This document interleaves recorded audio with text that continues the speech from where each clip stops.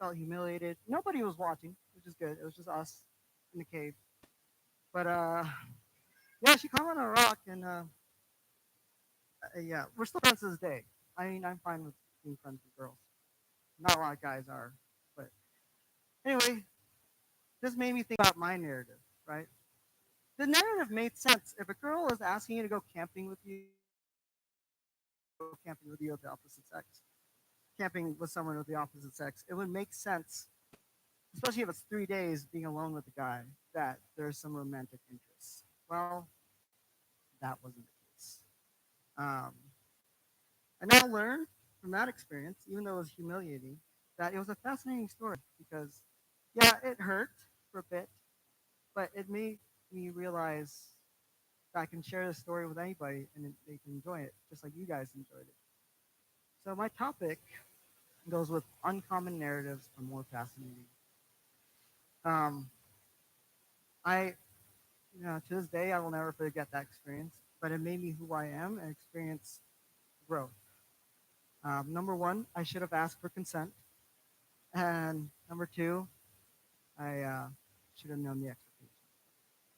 So, a very bad experience, very terrible feeling, but that goes to our next point. Hitler. Um, so Hitler, yes, he. I am not trying to promote Hitler here. Hopefully, no one just comes in out of context. But Hitler is a great example of uncommon narratives. He changed the country, not changed the country, but in a way, he influenced a country, a nation in Germany, when they were going through Great Depression, when they were really poor and lost economic issues. But eventually, it grew with the help of Adolf Hitler and other people. Um, but it's not very ideal. But that's where I'm going at with uncommon narratives. Like, it doesn't always have to be good. Uncommon narratives can be bad, and it just depends on your story of what you decide to do. So, we go along with something light, heavy. I mean, something light. We'll go with Batman. So, uncommon narrative: Batman, early 1960s. He was known as the guy who wore black tidy whities and with a sidekick, known for little kid superheroes on TV shows. And then a decade later, uh, became one of those masterful films. Thank you. Masterful film for superhero genres. The Dark Knight. Ah, it's getting loose. Okay, especially The Dark Knight. The Dark Knight changed everything. And it didn't follow the regular superhero trope. Like, it can be a serious film, a serious superhero film. That goes with another uncommon narrative. Vladimir Zelensky was an actor and he was a comedian. And eventually, funny, it talks about a president. He actually is a president in this Ukrainian TV show before he became the Ukrainian president and representative. Now, like we think with actors like Jack Black or The Rock or Jack Nicholson, actors they just remain the same. That's a common narrative for actors. But with Zelensky, he was an actor and then he decided to be president, and that's not always common. I mean, uh, what's his name? Arnold Schwarzenegger was an actor. He was a bodybuilder, actor, and eventually a governor, a former governor in the state of California. Now if we're going to for historic purposes, a very uncommon narrative that was changed is when early in the 1960s, when even before that, when racial discrimination was very rampant throughout the United States, um, people followed the narratives that people should be segregated, especially between African Americans and um, regular Americans. I don't know how to say that for some reason. But a lot of people changed that narrative, and one of them, who was assertive and a dominant woman, Rosa Parks, changed the narrative. And she believed in rights for everyone, no matter what your skin color or where you're from. And that changed the narrative. So Why are all these important? Why does this add some value to life? Well, in some ways, we all have our narratives, and sometimes we tend to be limited, right? But we can change our narrative, just like Rosa Parks. I felt this experience personally with my own family. I was born in the Philippines. Quick story. Ah, gosh. I was born in the Philippines. That is me, because I hope I look Asian in that picture. This is my family, my mom and my stepdad and my little brother. This is my family, and I thought growing up that this was my family. I mean, they are still my family. But eventually, when a terrible divorce happened, it caused some heartache and also a lot of heartache to both my parents who lost themselves in the midst of divorce. And it changed the narrative from my experience. I thought I would have this family. And this leads into the next point is that I wasn't alone. I always thought I was going to be alone, but this family took me in when I was in Alaska. And it changed my life for the better. Some people are not um, privileged to have this honor, but I will never forget that this family took me in when my family became broken, um, along with another family, also from Alaska, that also took me in and treated me such that I'm part of the family. And that's not usually common. Usually, when someone's adopted, they only have one family, but I have two, but more like three, because I never forget my other siblings. I will never forget what I had memories with them, and I will always continue to come back and see them for Christmas holidays. And sometimes I question, like, why do I have to have these three families? I just wanted one family, and it is a lot, especially when you have in-laws. You have to visit the in-laws and make time for them, and it's not really ideal. But I will never, forget that they all are an influence in my life, giving me hope. So, in closing, sometimes in life we feel like we are mundane. We feel like we're just this blonde girl or whatnot, or we don't have the ideal career. But it doesn't have to be that. Like life doesn't have to be boring. You know. I like to back it up with the question: what is your uncommon narrative? Right? Yes, sometimes we live, we work, and then we eventually die. But that doesn't always have to be the case. I found meaning by looking at the small details of my life, especially when it came to family. And it brought me some joy that my life doesn't always have to be boring. And I hope that's the same thing with you guys. Like, you don't have to be a stay home mom. You can do marathons while the husband has time to take care of the child, or you don't have to be just the basic blonde. You can prove that you're better than someone else, not in a bad way, right? You don't have to be a victim. Every Thursday, I visit uh, in Idaho Falls people who are incarcerated, and commonly they usually would go back to prison, but these are people who want to change their lives, change their narratives. And I just want to end off with this picture by Caspar David Friedrich, a German romanticist who made this painting back in 1818. He there's I don't know, this painting is beautiful because there's a lot of interpretations, and this painting is called um, "The Man Above the Sea Fog." Um, so, going back to my conclusion, what is your uncommon narrative? There, or let's just say, what is your story? Right? You you you are not limited to who you are. Sometimes in life, sometimes we feel like we're limited by those who are close to us or around us, whether it comes to dating, or trying to finish college exactly 4 years, or even trying to measure up. But the key point to this topic is you have a story and you do not have to limit yourself. And you can change your past and not repeat false traditions, just like Rosa Parks or President Zelensky, who wanted to make a difference in the world. You can be that person.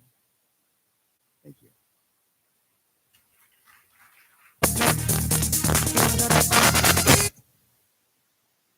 Another great TED Talk today. Let's give it another round of applause for Jay. For Jay and for Rosa Parks. So thank you. So while Jay, the other Jay, is getting mic'd up, just a reminder for anyone who has come a little bit later, there are treats in the back. If you want any, go ahead. And yeah, let's hear it up for Jay. Okay, I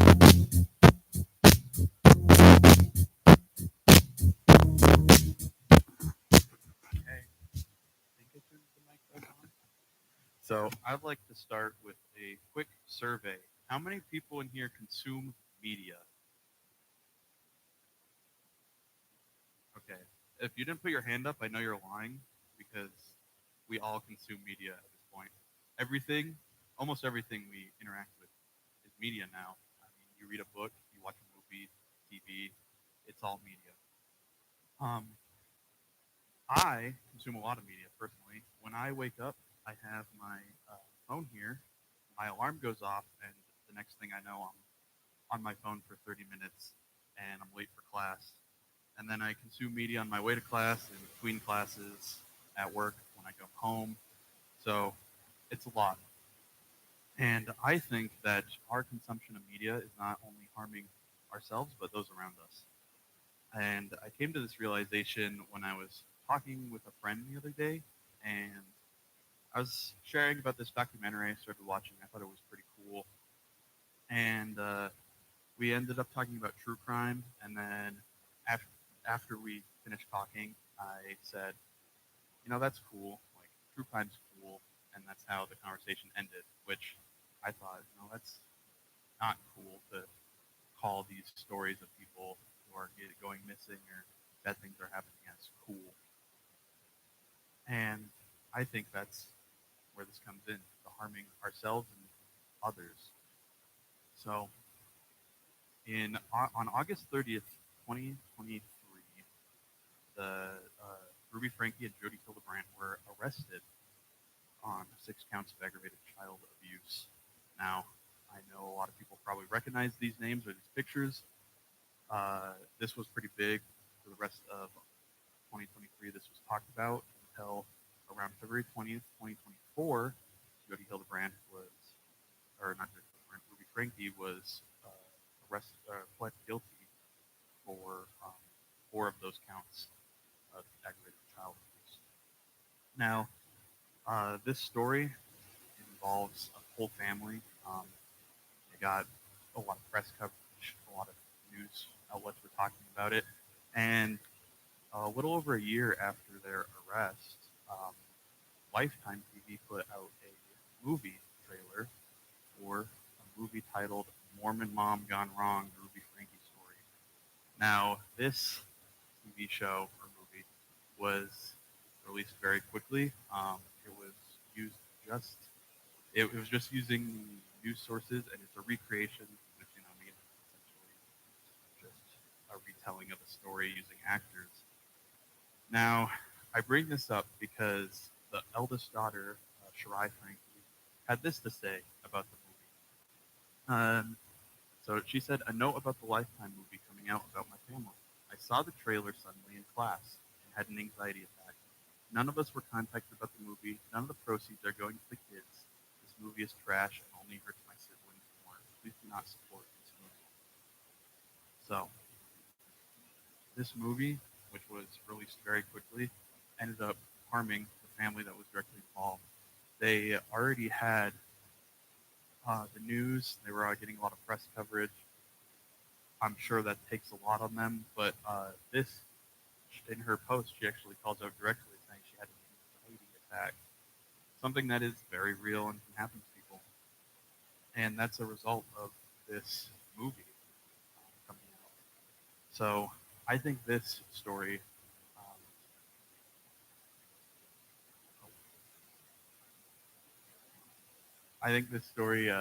shows some of the problems where um, we end up consuming media to the point that it harms others and it can also harm ourselves. Um, and not only is media, TV or TV shows, we have social media. I think that's a big one today. We have Instagram, Facebook, Snapchat, YouTube. The list goes on. Um, and I know I personally consume a lot of social media. And I think an interesting thing is how much media is posted on social media every day. So on YouTube, they have a YouTube Press website, and they posted this statistic, which says viewers globally watch more than 1 billion hours on average of YouTube content on their TVs every day. So a couple of things interesting about this is it's only taking into account content watched on TVs. So any YouTube on TV, which I think for a lot of people is not mainly how you watch YouTube. You probably watch it on your phone, a computer, or maybe a tablet. So 1 billion hours on a TV is what's being watched daily all around the globe. Now, on top of that, there is 500 hours of content uploaded on YouTube every minute. Now, I'm not quick at math, so that's 12,000 hours a day. That is enough content that if we all in this room decided, you know what, YouTube's the only way I'm going to get my media, we would still end up not watching everything posted in on the content on the website ever. Now, I bring this up because I think it is important that we be mindful of the content that we consume. Now, with all that being uploaded on YouTube, that's a lot. Not all of it's good. Some of it might be good for us. Some of it won't be. And along with streaming services, I think that line is being blurred. You notice that TVs and movies kind of look more similar now. Where back in the day, TVs had a lot lower budget than movies do now. So with that, um, all having a higher budget, then we get this situation where it's harder to discern the difference between TV and movie, or what's good content and what's bad content. But it's also not that simple. I found a talk in, in a September 2016 edition of the Enzyme, and it's by Lisa Tan, probably butchered her name, but Sister Tan in her talk says our responsibility is not to avoid media altogether or to merely reject negative media, but to actively surround ourselves with wholesome and uplifting media. Now, in this, she's specifically talking about gospel media. Now, that's obviously a good start. Having gospel-centered media will help us, but I don't think that's necessarily the only. I think we can surround ourselves with uplifting media that is maybe just for entertainment. Watching a movie just for entertainment, but it's something that we enjoy and it brings us joy. So that can be good media. But I think the bigger issue is this: not only rejecting negative media, but being sure to surround ourselves with good media. So we don't necessarily need to just stop using our phones or watching TV or whatever. We need to be conscious and be aware of what media we're consuming. Um, but yeah, so I think that our media is becoming a problem, our media consumption specifically. And as long as we continue to just mindlessly consume media, we will end up with problems like Shirai, Frankie, where because we're just fiending for more stories and more sensationalizations, it ends up harming those involved. And then it can also harm us if we just consume media to the point where we're not paying attention to how much it's taking control of our lives. So I'd like to challenge everyone here to make a conscious effort of what media you're consuming. Make sure some of it's good, and that you make sure you limit it.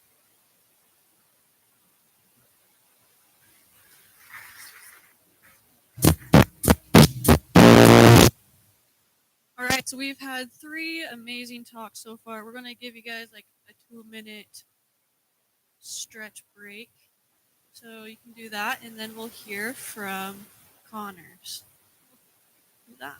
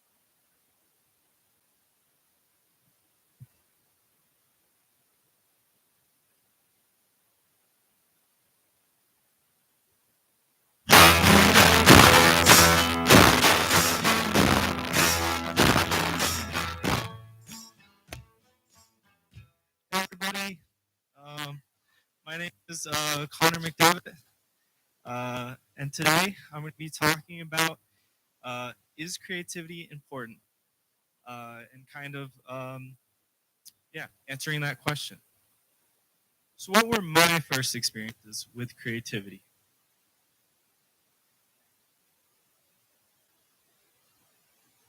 Um, when I was younger, technology did not look like it does today. I remember my parents; if they had cell phones at one point or another, they looked more like these ones, which weren't really entertaining. A lot of kids today have tablets, a lot of fun things to entertain themselves involving technology. But as a kid at school, I remember the teachers has chalkboards. I remember at home, um, right there is what our family computer looked more like. So overall, it wasn't really entertaining at all to me. So I had to find other ways or other things that were more entertaining. And so I explored creativity as an outlet. So there's a lot of different ways to explore creativity. But for me, a drawing, painting, sculpture, anything to do with art, I loved. And here's a picture of me. It provided entertainment, and I felt a huge sense of accomplishment. In this picture, I drew this pig. For me, it was hard to even figure out what that is now. But as a kid, I was so proud of it and felt so accomplished that I made my mom take a picture of it. I also the media that I consumed was art-related media that encouraged creativity. So I love Bob Ross. There was a show called Art Attack, and I was so into art that I even managed to win an art award at school where they gave me art books that I filled with creative ideas of things you could do.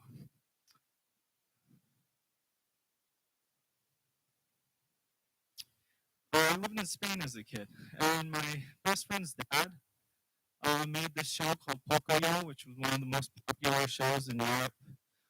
He made this video game called Play Chapas, which was the only competitor for FIFA and did really well on PSP. He made shows, other video games related to sports, and even had comic books. works. This really showed me at a young age that not only can people make some sort of career out of creativity, but there's also so many different outlets for creativity available, different ways to express yourself. So, on the individual level, creativity provides stress relief. That's one of the values of creativity. If any of you guys have experienced back pain, one of the number one causes of back pain is stress. So there's a lot of health benefits, a lot of mental health benefits to creativity. And along with mental health benefits, there's also emotional expression, which can also help you mentally. But creativity doesn't just need to be uh, or painting or whatever you might think of. There's so many different ways to be creative. It could be woodworking, it could be biking. There's so many different ways to express yourself um, creatively, um, and and through that expression of creativity and developing those skills, um, you gain problem-solving skills, which you can apply in your work life or in any aspect of your life. You get personal fulfillment, just like I did as a little kid, drawing that little drawing of the pig. Um, you can feel a sense of success in your personal life. Um, you gain better resilience, and you have the ability to experiment and experience failure more than ever before. And that's a good thing because you can take that resilience in your work life, in your personal life, and use it to better yourself and better the community around you. You get a sense of accomplishment through that resilience and through all those um, other things that you work on.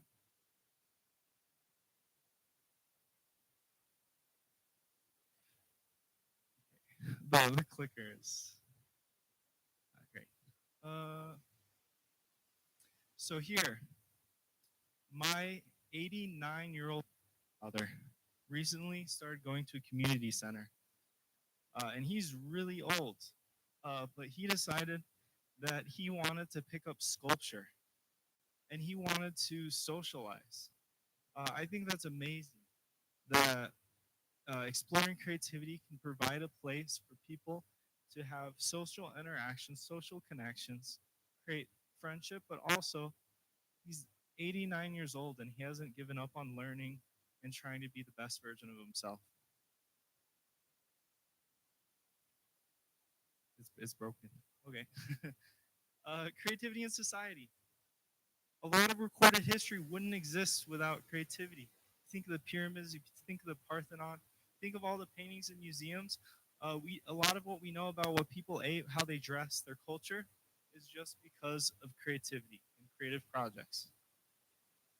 You think about innovation. If someone wasn't creative and didn't think of bionic arms, then they wouldn't exist. And this girl would have one arm. Where do you think this is? Any guesses?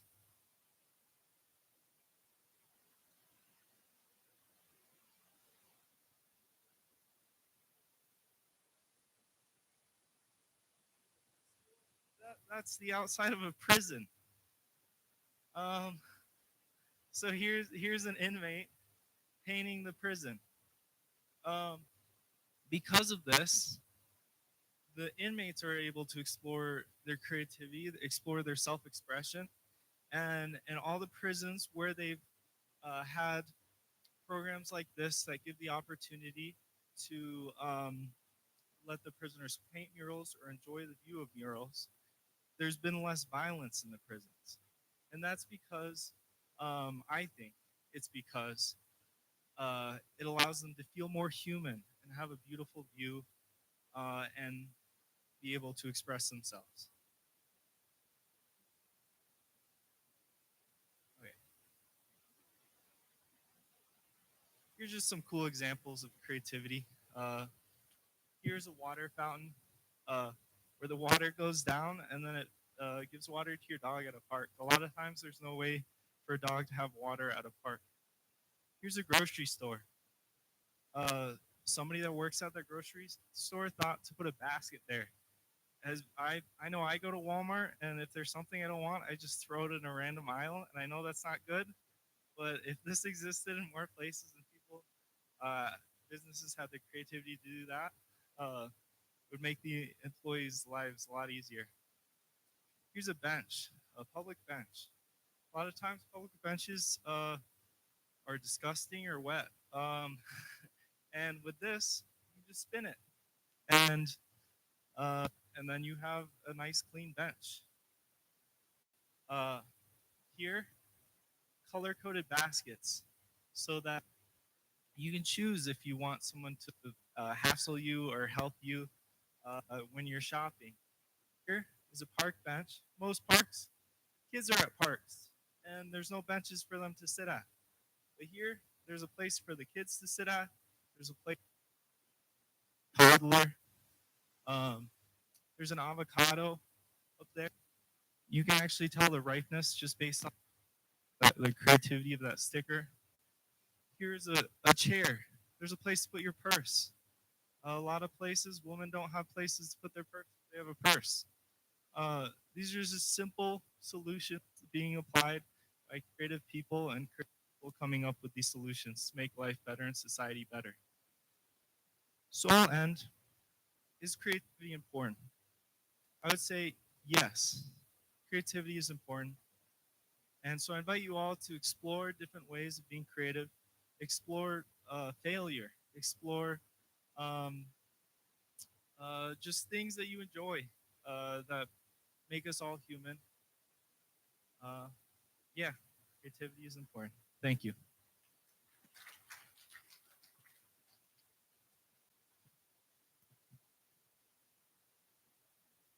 That was awesome. Thank you, Connor. Let's hear another round of applause for Jay and for Connor. I realized I didn't do it for Jay.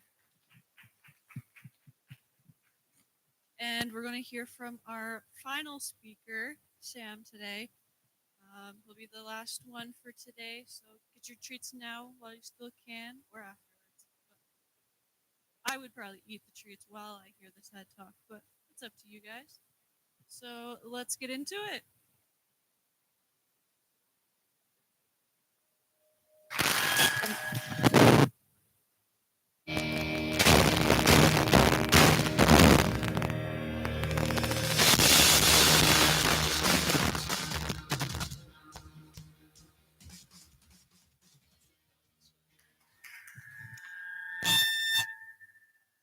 Can everyone hear me?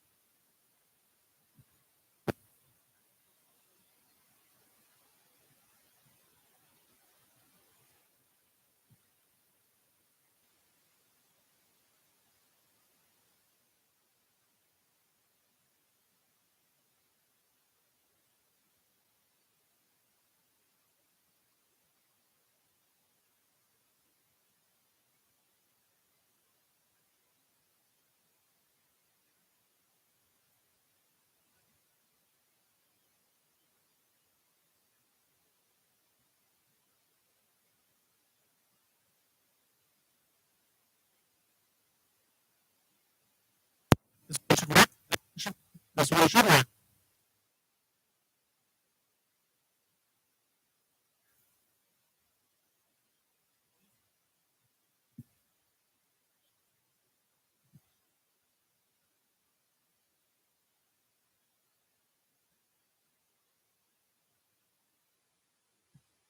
This one?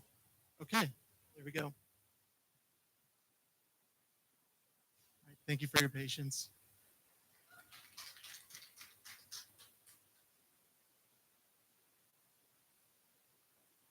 Have you ever fallen asleep, maybe in a moment when you probably weren't supposed to? You close your eyes and you drift off and you're on an edge. You start to tip and slip and fall, and you wake up, and it wasn't real until the moment of impact. In our lives, which are so precariously balanced, what do we do when our whole lives fall like that? My name is Sam Johnston, and I've fallen before. In 2020, I fell off a roof. I fell from a second-story roof. I was working on a repair when the ladder slipped out from under me. I fell from the second-story roof, bounced off the first-story roof, and in that fall, it was the exact same as the way that it feels in a dream. It's not real until I crumple on the concrete driveway. A kind family who was passing by stopped to help and called me an ambulance. I was driven to the emergency room where I had to hit my head scanned. Luckily, there was no brain damage, but everything hurt. My arms and legs were in splints. I really couldn't walk. And everything was just pain. But the real pain came in the weeks and months that came after. I went from jogging 3+ miles a day to really not being able to walk without pain. I felt like I lost everything in that fall. Like everything that I had worked so hard for broke when I hit that driveway. When I was on the mend, I tried to go back to the way things were before. I went to the trail that I used to run on and tried to climb that first hill, only to climb, slow down, stop, turn around, and go back home because the pain was just too much. These life-shattering moments, I think, are more common than we realize. When a loved one passes away, when there's injury or illness, in those moments, it can feel like our whole world is coming to an end, like we're locked inside and there's no way out. During this time in my life, my world got a lot smaller. I spent a lot of time alone in my room, on my bed. The walls start to close in. My splints are off, so I look fine, and people invite me to go out, but I turn them down politely as I can because of the pain. And this kind of pain for me was physical, but there's emotional and mental distress that can put a similar obstacle in our way. So because of the pain and my own choices and the way that I deal with obstacles, my world gets smaller and becomes a lonely, dark box with my nose pressed right up against the wall. And I know that it was my own choice, and the world is the same, but for me, there was just less in it. I think that this story is not unique. Everything happens. Accidents happen, and they hurt. And they put the endless horizon that behind a wall that you just can't get through. I was stuck in that box for about a year, drifting through my life, no real direction, just doing what people told me. And I drifted. And I found myself about a year later just joking with my roommates about high gas prices, and something about it made me remember. I remembered being really little and a time when things were not hopeless. I was really little and I was tucked into the back of a bike trailer with my family, and we all went on a bike ride. I remembered racing with my friends up and down our suburban street, all of us caught up in the thrill of trying to be faster than the others. I remember a 50-mile bike ride that I was certain was impossible, that with the help of my scout troop and my father, we were all able to reach the end. Anyway, I remembered that there was a time when anything was possible and I decided to buy a bike. Now, there are a lot of benefits to this kind of thing, to going outside. What was important for me is that exercise outdoors can reduce depression and anxiety, that it can help improve sleep, and that very last point there, that you can gain independence and self-efficacy. Self-efficacy was huge to me. It's the knowledge that what you try to do is not impossible, that what you put your hands to, you can accomplish. When I started cycling, I felt this quickly. I was able to get on my bike and move around on my own power again, and it was incredible. Over time, and with a lot of practice, I gained skill and strength that I didn't have before. I was able to ride longer and go further than I ever had. And I was so proud of this progress and the power I felt like I was taking back, and just the ability to overcome hard things. So I took that ability, I grabbed it, and I ran with it as far as I could. I pushed on the edges of that box out until I could ride out to meet the world again. I used that bike as the main mode of transportation to reconnect with my friends, to go to the next town over and meet my family. And I was just proud of just the distance that I had made. That I was able to go and head out, ride and smell the wild blackberries that would grow on the sides of the bike trail. My bicycle helped me to get the world back that I felt that I had lost. I'd like to share a moment with you. There's a hill near here that will kick your butt if you ride it. It's all uphill. You're pushing and you're pedaling and you're huffing and puffing, and you get to the top and it's hard and you can't do anything but laugh because you know what comes next. You get over the hill and all the energy that you had put in on the way up is at your back now, and you keep pedaling. You can feel the rush of the speed. You feel the wind in your face and every part of your body, and you know who you are. You feel the energy and the movement and the speed, and it's amazing. And that's the kind of experience that I was able to take back because of my bicycle. Now, for me, reclaiming all of this came with a bike. But there are so many different opportunities and ways for us to express ourselves and claim that back. My bike gave me the world, but it doesn't have to be a bike. I swore a long time ago that I wasn't going to tell people how to live their lives anymore.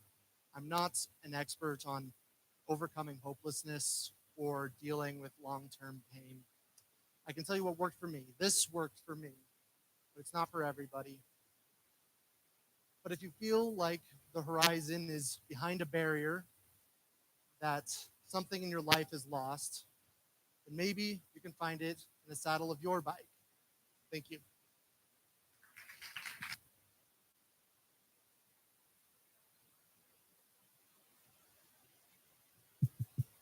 We're gonna test this.